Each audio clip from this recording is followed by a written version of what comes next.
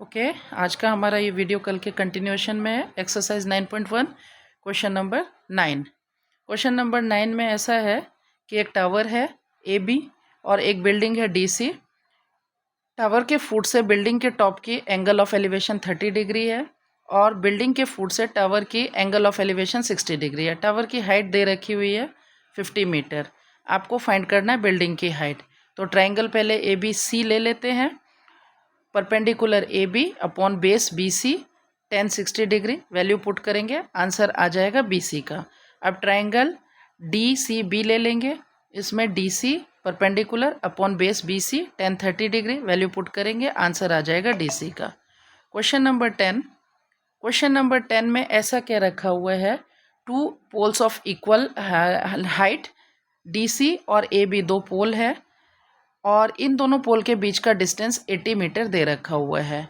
अब बोल रहे हैं इन दोनों पोल के बीच में किसी भी एक पॉइंट से एंगल ऑफ एलिवेशन एक पोल का 30 डिग्री है और दूसरे पोल का 60 डिग्री है। यहाँ बच्चे कई बार कंफ्यूज ये करते हैं, बिल्कुल मिड पॉइंट पे ई पॉइंट बनाते हैं। ऐसा नहीं बनाना है, क्योंकि मिड पॉइंट पे ये तब होता है जब ये दोनों एंगल हमारे सेम होते हैं।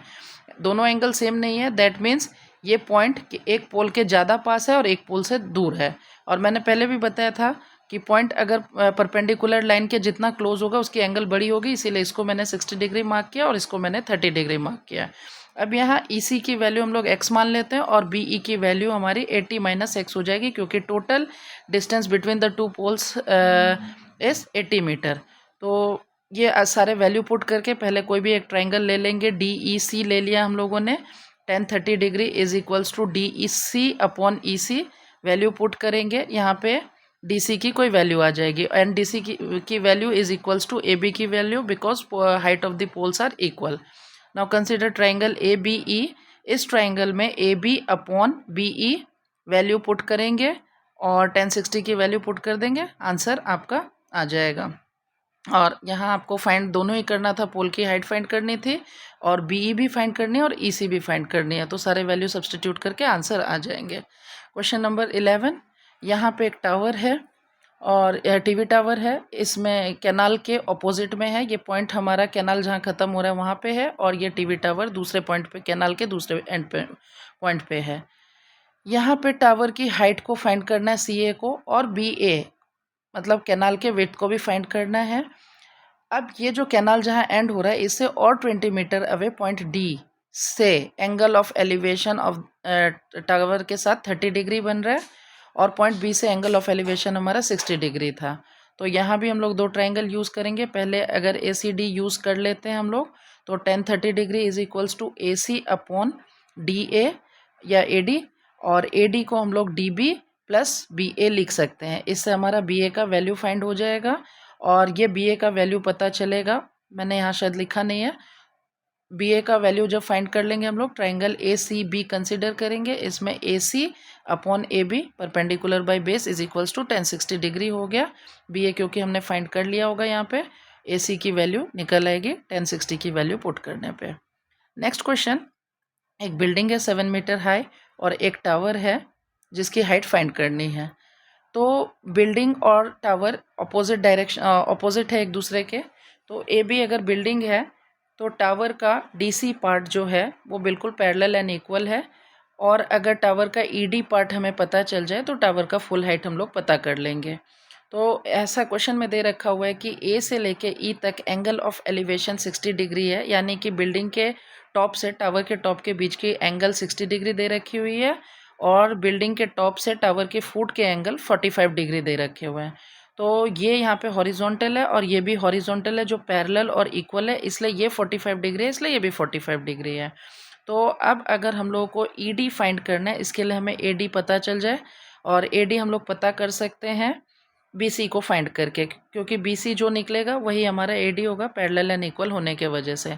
ए बी हमें दे रखा हुआ है तो हम लोग ट्राइंगल ए बी सी ले सकते हैं। ट्राइंगल हम लोग ए डी सी भी ले सकते हैं, और ए डी सी अगर हम लोग ट्राइंगल यूज़ करेंगे तो परपेंडिकुलर यहाँ डी सी हो जाएगा और बेस यहाँ पे ए डी हो जाएगा, और परपेंडिकुलर यहाँ पे एंगल हमारा बन रहा है 45 डिग्री, 1045 डिग्री लिखेंगे और हमारा ए डी फाइंड हो जाएगा। ए डी फाइंड होने के बाद हम लोग ट्राइंगल कंसिडर करेंगे ए डी ई, और इस ट्राइंगल में E D upon AD is equals to 1060 degree और वैल्यू हो जाएगा and height of the tower is D is plus DC। Next आ गया हमारा क्वेश्चन नंबर 13। इसमें बता रहे एक लाइट हाउस है, लाइट हाउस के टॉप से दो शिप्स को देख रहे हैं। पहले शिप का एंगल ऑफ एलिवेशन 45 डिग्री है और दूसरे शिप का एंगल ऑफ एलिवेशन 30 डिग्री है। यहाँ पे दोनों शिप के बीच का डिस्टेंस फाइंड करना है। तो ट्राइंगल अगर ABC हम लोग लेते हैं तो यहाँ पे AB अपॉन BC, ABC में AB अपॉन ABD है, ये ट्राइंगल हमारा ट्राइंगल ABD है। यहाँ AB अपॉन DB हमने पुट किया 1045 डिग्री, इससे हमारा DB फाइंड हो गया। और ट्राइंगल ABC लेंगे, इसमें हम लोग AB अपॉन BC पुट करेंगे 1030 डिग्री। BC को हम लोग CD प्लस DB लिख सकते हैं, DB हमने प्रीवियस पार्ट में फाइंड कर लिया, पुट कर देंगे और CD की वैल्यू हमारी निकल जाएगी, वही फाइंड करना था यहाँ पे।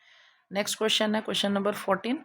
यहाँ पे बता रहे एक बलून स्काई में है, ग्राउंड से 88.2 मीटर के हाइट पे और हॉरिजॉन्टली वो शिफ्ट हो रही है, थोड़ा क्लोज आ रही है ऑब्जर्वर के। तो कितना क्लोज आई है यही फाइंड करना है। पहले क्योंकि ऑब्जर्वर यहाँ पे पॉइंट E पे जिसकी हाइट 1.2 मीटर है, तो ये ऑब्जर्वर दूर से देख रही थी, तो एंगल ऑफ एलिवेशन हमारा 30 डिग्री था। बलून क्लोज आ गया, एंगल ऑफ एलिवेशन 60 डिग्री हो गया। तो यहाँ हम लोग ट्राइंगल, ये क्वेश्चन यहाँ पे यही है कि कितना शिफ्ट हुआ है बलून, यानी कि ये डिस्टेंस फाइंड करना है which is parallel and equals to DB। तो इसके लिए हम लोग को फाइंड करने के लिए ट्राइंगल ABE ले लेते हैं हम लोग। इसमें AB परपेंडिकुलर है और BE हमारा बेस हो गया।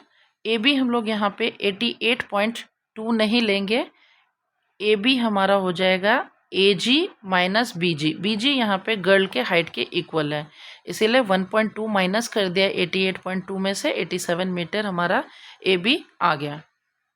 अब यहाँ पे वैल्यू पुट करके BE निकल जाएगा। और ट्राइंगल अब हम लोग CDE कंसिडर करेंगे। इसमें CD अपॉन ED 1060 डिग्री,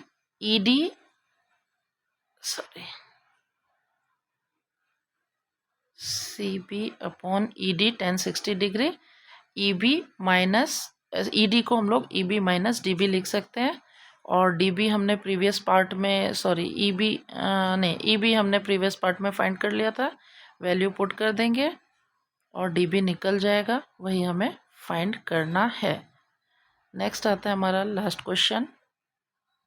एक टावर है AB, इस टावर के टॉप से कोई है, एक कार को देख रहा है जो टावर की तरफ अप्रोच कर रहा है। पहले उसने जब देखा तो कार पॉइंट C पे था, 6 सेकेंड के बाद कार पॉइंट D पे पहुंच गया। पहले एंगल ऑफ एलिवेशन 30 डिग्री था और इस पॉइंट से एंगल ऑफ एलिवेशन 60 डिग्री है। एंगल ऑफ डिप्रेशन बना था यहाँ पे 30 डिग्री, जो कि ऑल्टरनेट इंटीरियर एंगल है इस एंगल के, और एंगल ऑफ डिप्रेशन 60 डिग्री बना था जो कि ऑल्टरनेट इंटीरियर एंगल है इसके।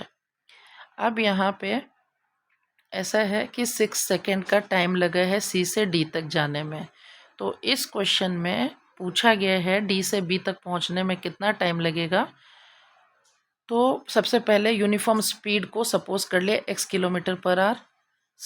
फिजिक्स में आपने पढ़ रखा है speed is equals to distance upon time, तो डिस्टेंस हो जाएगा हमारा स्पीड इनटू टाइम। स्पीड हमने x सपोज किया है और C से D तक जाने में 6 सेकेंड का टाइम लगा है, इसीलिए CD का डिस्टेंस हमारा हो जाएगा 6x। और DB का टाइम तो फाइंड करना है हमें, और स्पीड भी x किलोमीटर पर आवर हमने सपोज किया हुआ है, इसलिए DB का डिस्टेंस हो जाएगा स्पीड इनटू टाइम, यानी कि x into T. Triangle ABC में 1030 डिग्री, क्योंकि गाड़ी अभी पीछे थी, और AB परपेंडिकुलर BC बेस, और BC को हम लोग CD प्लस DB लिख सकते हैं। और 1030 डिग्री वैल्यू पुट किया हमने 1/√3 1030 डिग्री। AB की कोई वैल्यू नहीं थी, CD हमने फाइंड किया 6x और DB हमने फाइंड किया है xt। इसके बाद क्रॉस मल्टीप्लाई करके जब सॉल्व किया तो ऐसा आ गया आंसर हमारा। तो ओनली AB की वैल्यू आ गई 6x plus xt upon √3।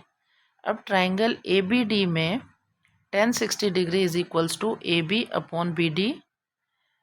tan 60 की वैल्यू √3, बी डी डिनोमिनेटर से इधर आ गया, ए बी वहीं रह गया।